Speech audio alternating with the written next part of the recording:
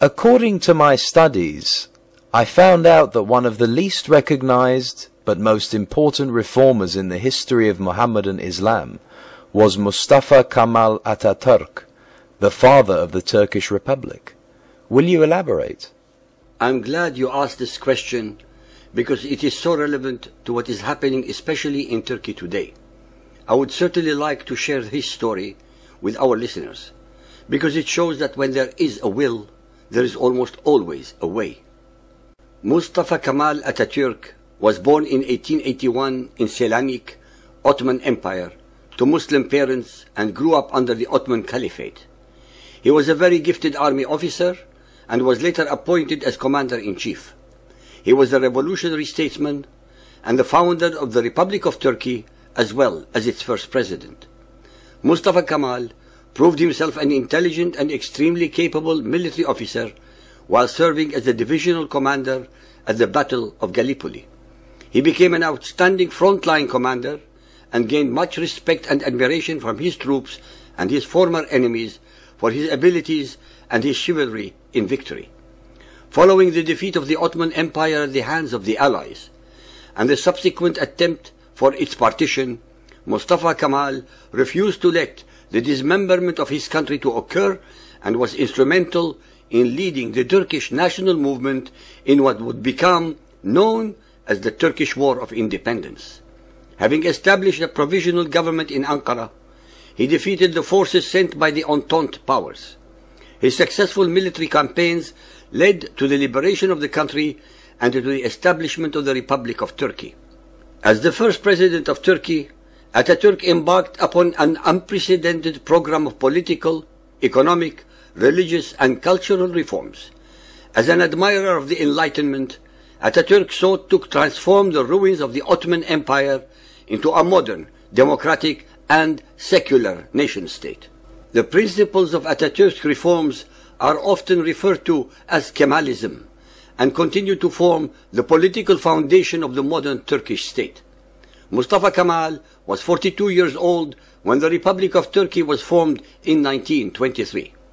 He capitalized on his reputation as an efficient military leader and spent the following years, up until his death in 1938, instituting wide-ranging and progressive political, economic, religious and social reforms, transforming Turkish society from perceiving itself as Muslim subjects of a vast empire into citizens of a modern, democratic and secular nation-state.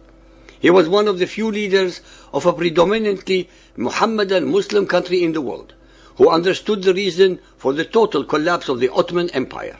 He knew without a doubt that it was due to the backwardness and inability of the empire to progress and evolve because of the chains and shackles that hold Mohammedan Muslims mired to the time warp of the 7th century Arabia.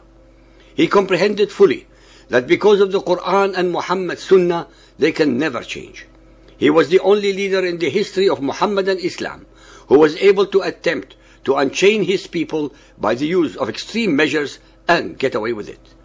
His sole and most focused intention was to separate mosque from state for the first time in 1400 years of Mohammedan Islam. He forbade the wearing of the hijab for women, which he considered rightly as a form of subjugation and humiliation of women.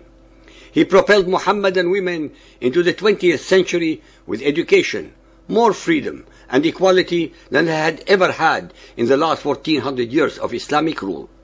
He disallowed the wearing of the fez by men who were forced to wear Western clothing. He transformed the Turkish writing from Arabic script to Latin characters. He transformed the education system from concentrating on the Quran and Hadith to all the modern sciences for both boys and girls. Men and women were allowed to socialize and dance with each other and with so-called unbelievers without the fear of retribution by the mullahs. He muzzled the mullahs and the religious leaders and relegated them to simple sermons in their mosques without the ability to incite or interfere in the affairs of the secular state. He was first and foremost a Turkish nationalist who somehow realized that the worst enemy of the Turks and the one that kept them ignorant, backward and ossified was actually the imported Arabian foreign cult of Muhammad. a belief system which is Arab in origin, accepting an alleged prophet who was an Arab, praying to a god called Allah, whose origin was pagan Arabian in the language of the Arabs, towards what was a pagan Arabian shrine called the Kaaba, and following rules and regulations that were and are founded in the sands of the Arabian desert. There was nothing Turkish about any of it. The fact that he was a despot and a dictator cannot be denied. It was his unbending hatred of the fundamentals of the cult of Muhammadan Islam and its scholars that makes him stand out as one of the worst enemies of Allah. During the early days of Kamal's career, many of his followers were under the impression that he was a champion of Islam and that they were fighting the Christians. Ghazi, destroyer of Christians, was the name they gave him. Had they been aware of his real intentions, they would have called him Ghazi, destroyer of Islam. In 1933, the first glint of the new moon had a special dread significance because Turks had been ordered by their stern leader, Mustafa Kemal Pasha, that beginning with this Ramadan, they must no longer call their God by his Arabic name Allah. As an ardent nationalist, Kemal considered that there is no reason why Turks should not call Allah, if Allah is God, by his Turkish name, Tanri. There is, of course, no reason for doing so except centuries of tradition. No reason except that Turkish imam or priests all knew the Quran by heart in Arabic, while few, if any, had memorized it in Turkish. Strict to the point of cruelty, Kemal also decreed that muezzins calling the faithful to prayer from the top of Turkey's minarets must shout not the hallowed Allahu Akbar, Arabic for God is great, but the unfamiliar words Tanri Uludur, which meant the same thing in Turkish. When imams threatened to suspend services in the mosques and hide the prayer rugs, the government announced that it was holding thousands of brand new prayer rugs in reserve and threatened to produce newly trained muezzins who know the Quran in Turkish and are ready to jump into the breach. Nearer and nearer crept the moon to the crescent.